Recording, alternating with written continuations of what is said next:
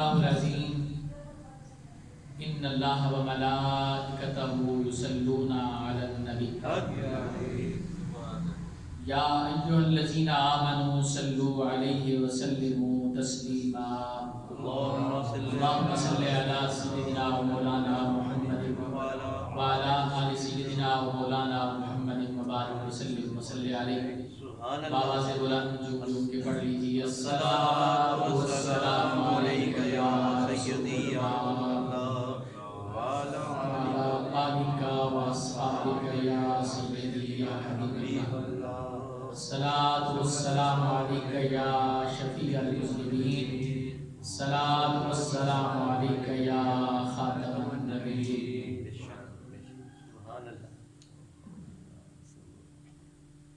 اللہ جل جلالہ وامن والہ وعظم شانہ کی حمد و ثنا سبحان اللہ اور حضور رحمت عالم نبی مکرم شفیع معظم امام الانبیاء جناب محمد مصطفیٰ علیہ التحیۃ والثناء کی بارگاہ اقدس میں ہدیہ درود و سلام پیش کرنے کے بعد نہایت ہی واجب الاحترام ذویل احتشام حاضرین و سامعین،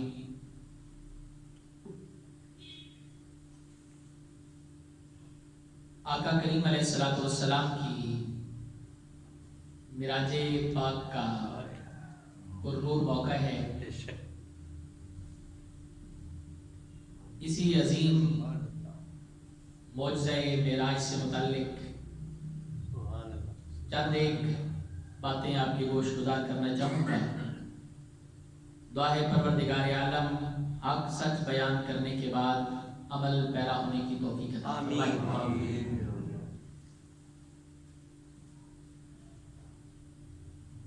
بے شمار معجزات اللہ تعالیٰ نے اپنے حبیب کو عطا فرمائے، لیکن ان سارے معجزات میں سے دو بڑے معجزے، ایک سب سے بڑا معجزہ معجزہ قرآن، اور دوسرا بڑا معجزہ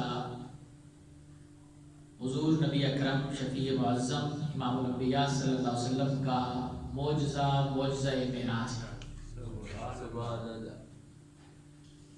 معجزہ کیا ہوتا ہے؟ یہ وہ خرق عادت خلاف عادت کام ہے جو نبی کے ہاتھ سے ظاہر ہو، اسباب کے بغیر، جس کا صدور نبی کے ہاتھ سے.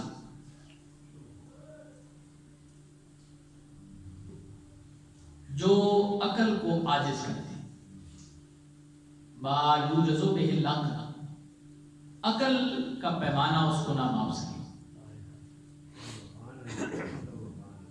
اگر تمہیداً ایک بات ہم سمجھ لیں تو پھر معجزے کی عظمت اور شان ہمیں سمجھ آ سکے گی. ہر نبی کو اللہ تعالیٰ نے معجزے دیے اور ہر نبی کا معجزہ اس دور کے تقاضوں کے مطابق تھا، کیونکہ بات جو ہوتی ہے نا دور کے مطابق، ماحول کے مطابق، اس وقت کے تقاضے کے مطابق اس کی اہمیت ہوتی ہے. جس نبی کو اللہ نے جو معجزہ دیا وہ اس کے دور اور تقاضوں کے مطابق تھا. اس دور میں جو فن اپنے عروج پہ ہوتا تو وہاں سے اس نبی کے معجزے کی ابتدا ہوتی، جہاں اس فن کی انتہا ہو رہی ہوتی. حضرت داؤد علیہ السلام کے دور میں لوہے کی صنعت کا بڑا عروج تھا.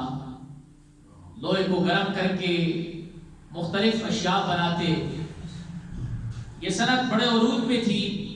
اللہ تبارک و تعالیٰ نے حضرت داؤد کو معجزہ یہ دیا کہ لوہا آپ کے ہاتھ میں موم کر دیا.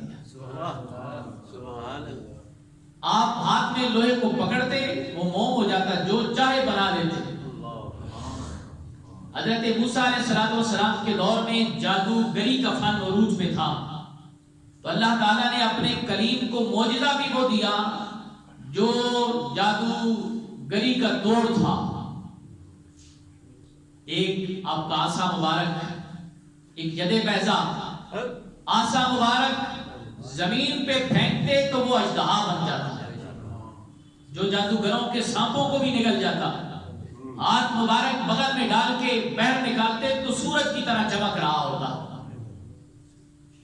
اسی طرح حضرت عیسیٰ علیہ السلام کے دور میں طب یونانی کا عروج تھا, لیکن 3 بیماریوں کا علاج ابھی تک وہ دریافت نہیں کر سکے تھے. کوئی مادر ذات نابینا ہوتا, اندھا ہوتا, اس کا علاج ان کے پاس نہیں تھا. کوڑی کے مرض کا علاج ان کے پاس نہیں تھا. موت کا علاج ان کے پاس نہیں تھا. باقی وہ ہر مرض کا علاج کر رہے تھے. جب آئے نا حضرت عیسیٰ علیہ السلام تو اعلان کیا بَأُبْرِئُ الْأَكْمَحَ وَالْأَبْرَصَ وَأُحْيِي الْمَوْتَى بِإِذْنِ اللَّهِ, میں اللہ کے حکم سے مادر ذات اندھوں کو آنکھیں عطا کرتا ہوں اور کوڑی کے مریض کو شفا یاب کرتا ہوں اور مردوں کو بھی اللہ کے حکم سے زندہ کر دے گا. تو ہر نبی کا معجزہ اس دور کے تقاضوں کے مطابق تھا. میرے آقا صلی اللہ علیہ وسلم کو دور تو بڑا وسیع ہے نا, قیامت تک میرے آقا کا دور ہے. تو 2 بڑے معجزے دیے, ایک معجزہ معجزہ قرآن, دوسرا معجزہ معراج. معجزہ قرآن اس وقت کا جو دور تھا اس کا دور تھا. عربی لوگ اپنے آپ کو بڑا خطیب, بڑا فصیح, بڑا بلیغ سمجھتے تھے اور غیر عربی کو وہ اجمی کہتے تھے, گونگا. اجمی مانا گونگا. اتنا انہیں اپنی زبان دانی پہ, اپنی شعر و شاعری پہ, اپنی فصاحت اور بلاغت پہ ناز تھا. لیکن جب اللہ کا قرآن نازل ہوا نا تو پھر سارے پکار اٹھے ما ھذا کلام البشر. میرے اعلیٰ حضرت کہتے ہیں تیرے آگے یوں ہیں دبے لچے فصحائے عرب کے بڑے بڑے, کوئی جانے منہ میں زبان نہیں بلکہ جسم میں جان نہیں. اور دوسرا معجزہ کیونکہ قرب قیامت اللہ علیم خبیر ہے کہ قرب قیامت سینس عروج پر ہوگی. لوگ چاند کے بعد مریخ پہ جانے کی باتیں کریں گے. اللہ نے اپنے حبیب کو معراج کا معجزہ عطا فرمایا اور اپنے محبوب کو شب معراج ان بلندیوں پہ پہنچایا کہ سائنسدان لاکھ کوشش کر لیں, جہاں میرے نبی کے قدم لگے ہیں نا وہاں ان کا وام و خیال بھی نہیں جا سکتا. یہ فخر کر رہے ہیں کہ ہم چاند پہ پہنچ گئے ہیں. میرے آقا کی شان تو یہ ہے کہ مکہ کی پہاڑی پہ کھڑے ہو کے انگلی کے اشارے سے چاند کو 2 ٹکڑے کر دیں. چاند پر جانا حقیقت سے ہی, پر چاند قدموں میں بلانا بڑی بات ہے.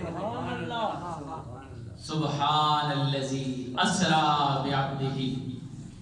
اللہ نے جب اپنے حبیب کے معجزہ معراج کا آغاز کیا نا تو کہا سبحان سے آغاز فرمائے. لفظ سبحان, سبحان کا مطلب کیا ہے؟ وہ ذات جو ہر نقص, ہر کمی, ہر عیب سے پاک ہے, مبرہ ہے, منزہ ہے. سبحان, سبحان اللہ, اے اللہ تو پاک ہے. اور جو اس میں جلالت کا ذکر کرتا ہے نا وہی اثرات بندے پر بھی ظاہر ہونا شروع کر دیتے ہیں. علماء فرماتے ہیں کہ جو بندہ یا سبحان پڑھتا رہتا ہے نا, سبحان اللہ کی تسبیح پڑھتا رہتا ہے, اللہ اسے بھی گناہوں سے پاک اور صاف کر دیتا ہے. اور حدیث مبارکہ ہے کہ جو بندہ سبحان اللہ و بحمدہ پڑھتا ہے اللہ جنت میں اس کے نام کا ایک پودا اگا دیتا ہے. اور حضرت ابو ہریرہ روایت کرتے ہیں, بخاری کی روایت ہے, جو بندہ دن میں 100 مرتبہ پڑھ لے سبحان اللہ و بحمدہ, اللہ تعالیٰ اس کے سارے گناہوں کو معاف فرما دیتا ہے. یعنی صغیرہ اگرچہ سمندر کی جھاگ کے برابر ہی ہو. تو یہاں جب معجزہ معراج کا بیان کرنا تھا تو اللہ تبارک و تعالیٰ نے لفظ سبحان سے آغاز کر کے زمانے والوں کو بتا دیا کہ یہ معراج کے سفر پہ لے جانے والی وہ ذات ہے جو ہر قوت ہر طاقت اور ہر کمال کی مالک ہے. اس کی اتنی پاور طاقت ہے کہ وہ چاہے تو رات کے قلیل مختصر سے وقت میں اپنے محبوب کو مسجد حرام سے مکان و لا مکان تک کی سیر کرانے لے بھی جائے، واپس بھی لے آئے. سبحان الذی، الذی اس میں موصول ہے، وہ ذات اسرا بعبدہ لیلا، جس نے اپنے عبد خاص کو رات کے کچھ حصے میں سیر کرائی. اسرا بھی رات کی سیر کو کہتے ہیں. پھر لیلن بھی آگے آیا کہ پوری رات نہیں، رات کے مختصر سے حصے میں جس نے اپنے حبیب کو سیر کرائی. لوگ نا سیر کو دیکھ کے اور اس کی تفسیرات کو پڑھ کے کئی بہک گئے اور ان کے نظریے میں، عقیدے میں خلل آ گیا اور لکھنے لگ گئے، کہنے لگ گئے نہیں، یہ حضور کا جو سفر تھا جسم کے ساتھ نہیں تھا، یہ روحانی سفر تھا. یہ خواب میں نبی پاک صلی اللہ علیہ وسلم کو سیر کرائی گئی ہے. لیکن یہاں لفظ عبد بتا رہا ہے کہ عبد جو ہے قرآن اور حدیث کے اندر، عربی محاورات کے اندر جہاں بھی عبد آتا ہے وہ روح اور جسم دونوں کے لیے بولا جاتا ہے. روح اور جسد کے لیے عبد کا لفظ آتا ہے. قرآن میں اللہ فرماتا ہے فاسر بعبادی لیلن، اے موسیٰ میرے بندوں کو رات کے وقت لے جا. دوسرے مقام پہ عبد آیا ارائیت الذی ینہا عبدا اذا صلی. تیسرے مقام پہ آیا وانہ لما قام عبد اللہ. میں ترجمہ نہیں کر رہا، وقت بڑا قلیل ہے، صرف بتانا یہ چاہ رہا ہوں کہ قرآن میں جہاں بھی عبد کا لفظ آیا ہے نا، یہ صرف روح کے لیے نہیں، صرف جسم کے لیے نہیں، بلکہ روح مع الجسد کے لیے آیا ہے. اللہ کے نبی صلی اللہ علیہ وسلم یہ اسرا بعبدہ لیلن بعبدہ کا لفظ بتا رہا ہے کہ میرے آقا صلی اللہ علیہ وسلم کا یہ معراج روحانی نہیں بلکہ جسمانی تھا. آقا حالت بیداری میں اپنے جسم کے ساتھ اپنے رب کے پاس تشریف لے گئے. لیکن جسمانی معراج کی ایک اور دلیل دیتا چلوں. سرکار کی سواری کے لیے کیا پیش کیا گیا تھا؟ براق. اب سواری پہ سوار ہونا یہ روح کے لیے نہیں ہوتا، یہ جسم کے لیے ہوتا ہے. اور اگر ایک اور بات کہ اگر آقا کا دعویٰ ہوتا کہ میں نے خواب میں یہ سیر کی ہے، اتنے کمالات تک پہنچا ہوں، اتنی بلندیوں سے ہو کے آیا ہوں، تو کافر اس کی تکذیب نہ کرتے، انکار نہ کرتے. کیوں؟ خواب میں تو میری اور آپ کی روح کہاں سے کہاں ہو کے آ جاتی ہے. پتہ چلا کافروں نے جو اس کا انکار کیا، تکذیب کی، تو آقا کریم علیہ الصلوۃ والسلام کا دعویٰ یہ روحانی معراج کا نہیں تھا بلکہ جسمانی معراج کا تھا. کیا بات ہے، سبحان اللہ، سبحان اللہ. بے شک. لیکن کیا کریں اعتراض کرنے والوں کا؟ یہ فلسفہ پڑھنے والے، یہ ملحدین، مستشرقین، یہ دہریے قسم کے لوگ اور بعض اسلام کا نام لیوا لیکن ایسے راستے سے ہٹے ہیں اور طرح طرح کی غلط فہمیاں پیدا کر رہے ہیں. ایک بڑے افسر کے پاس بیٹھا کہتے ہیں کہ یہ معجزہ معراج صرف آپ علماء کی باتیں عقل نہیں مانتی، اور پھر دلیلیں دیتے ہیں. دیکھیں جی یہاں یہ زمین کے اوپر کچھ فاصلے تک تو ہوا ہے، اس کے بعد خلا آ جاتی ہے. اب خلا میں تو آکسیجن نہیں ہوتی، کوئی بندہ آکسیجن کے بغیر زندہ نہیں رہ سکتا.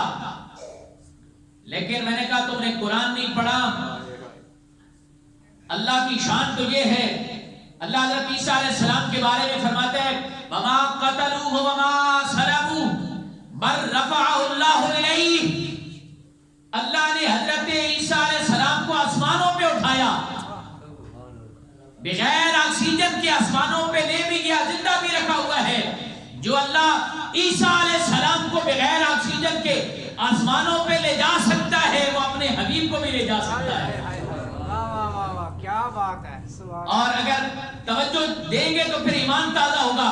حضرت یونس علیہ السلام مچھلی کے پیٹ میں زندہ رہے، بغیر آکسیجن کے زندہ رہے. جو رب یونس علیہ السلام کو مچھلی کے پیٹ میں زندہ رکھ سکتا ہے وہ اپنے محبوب کو، وہ اپنے حبیب کو بھی آکسیجن سے بے نیاز کر سکتا ہے. نہیں جی آگے تو پھر قرہ نار آ جاتا ہے، بلیک ہول آ جاتا ہے. وہاں سے تو ایسی شعاعیں نکلتی ہیں، کاسمک ریز ہیں، یووی ریز ہیں، ایکس ریز ہیں، الٹرا وائلٹ ریز ہیں. یہ تو انسان کے جسم کو جلا کے راکھ کر دیں. تو کوئی قرہ نار سے انسانی جسم کیسے گزر سکتا ہے؟ میں نے کہا کاش تم نے رب کے قرآن کو پڑھا ہوتا اور رب کی قدرت، رب کی عظمت تمہارے دل میں ہوتی. حضرت ابراہیم خلیل اللہ کو آگ میں جلانے کے لیے جو نمرود نے آگ جلائی تھی اس کے شعلے اتنے بھڑک رہے تھے کہ اگر اوپر سے کوئی پرندہ بھی گزرتا تو وہ جل کے راکھ ہو جاتا. لیکن جب من جلیل کے ذریعے حضرت ابراہیم خلیل اللہ کو آگ میں ڈالا گیا تو اللہ تبارک و تعالی نے وہ بیڑیاں جن سے آپ کو باندھا گیا تھا وہ تو جل کے راکھ ہو گئی، لیکن اس آگ نے نہ آپ کے لباس کو کوئی نقصان پہنچایا ہے نہ آپ کے جسم کو کوئی نقصان پہنچایا ہے. سبحان اللہ. آگ کا کام تو جلانا تھا نا، لیکن اللہ فرماتا ہے یا نار کونی بردم و سلام علی ابراہیم، اے آگ میرے ابراہیم پر سلامتی والی ہو جا. کہا کہ رب کے حکم کے تابع ہے یہ آگ، جب چاہے میرا رب اس کی تاثیر بدل دے. ٹھیک ہے نا. اگر صرف لفظ سبحان پہ غور کر لیا جاتا نا تو اللہ نے معجزہ معراج بیان کرنے سے پہلے لفظ سبحان لگا کے یہ اعلان کر دیا ہے کہ میرے محبوب نے تو یہ دعویٰ ہی نہیں کیا میں گیا ہوں، بلکہ دعویٰ تو میرا ہے کہ پاک ہے وہ ذات جو لے گئی اپنے اپنے خاص کو. اور ان اللہ علی کل شیء قدیر. اس سے آگے اللہ فرماتا ہے لیلا من المسجد الحرام الى المسجد الاقصی. یہ سیر کہاں سے ہوئی؟ مسجد حرام سے مسجد اقصی تک. اب یہاں پہ مسجد اقصی تک کا صرف کیوں ذکر کیا؟ آسمانوں کا نہیں کیا، سدرۃ المنتہا کا نہیں کیا، عرش اولا کا نہیں کیا. اس لیے کہ کلم الناس علی قدر عقولہم، لوگوں کے ساتھ ان کی عقل کے مطابق کلام کیا جاتا ہے. مخاطب سارے انسان تھے اور کافر بھی تھے. اللہ پاک کو پتا تھا کہ مکے والوں نے مسجد اقصی کو تو دیکھا ہوا ہے، لیکن آسمان کو، سدرہ کو، جنت کو، دوزخ کو یہ انہوں نے نہیں دیکھا. اس کی تصدیق تکذیب نہیں کر سکتے، لیکن مسجد اقصی کو تو دیکھا ہوا ہے. یہ نشانیاں پوچھ کے اس کی تصدیق یا تکذیب کر سکتے ہیں. اور پھر ایسے ہی ہوا جب میرے آقا صلی اللہ علیہ وسلم معراج کی صبح ام ہانی کے گھر سے کعبۃ اللہ میں آئے نا، اور حضرت ام ہانی تو آپ کا کپڑا پکڑ کے کہہ رہی تھی کہ لوگوں کو یہ بات نہ بتانا، پہلے ہی بڑی مخالفت ہے. لیکن آپ کہہ رہے تھے نہیں میں اس کا اعلان کروں گا کہ میرے رب نے مجھے یہ سیر کرائی ہے. جب اعلان کیا کافروں نے تکذیب کی اور پھر کہا کہ اگر آپ واقعی سچے ہیں تو ہمیں بتائیں مسجد اقصی کی نشانیاں. اللہ اکبر. مسلم کی روایت ہے, اللہ کے نبی فرماتے ہیں میں حتیم میں تھا, کوئی پوچھ رہا تھا بتائیں مسجد اقصی کے دروازے کتنے ہیں, کھڑکیاں کتنی ہیں, شاتیر کتنے ہیں.